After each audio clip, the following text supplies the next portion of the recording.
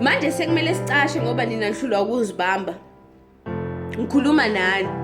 Ngithi sekumele sicashe ngoba nina nihlulwa ukuzibamba na, kanti ubani okumele avikele omunye la. Sengizothemba bani? Sengizobalekela kubani? Aniphinde nibambe le mess conference nibonisana ohlulwa ukulalela nimshaye.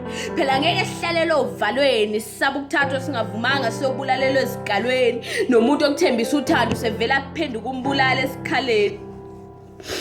Umntanami lokho ehambe ekuseni sekuyahlwa kanti futhi uyabusaba ubumnyama. Mina phoyisa ngiyasaba mhlawumbe sebevele bamthatha.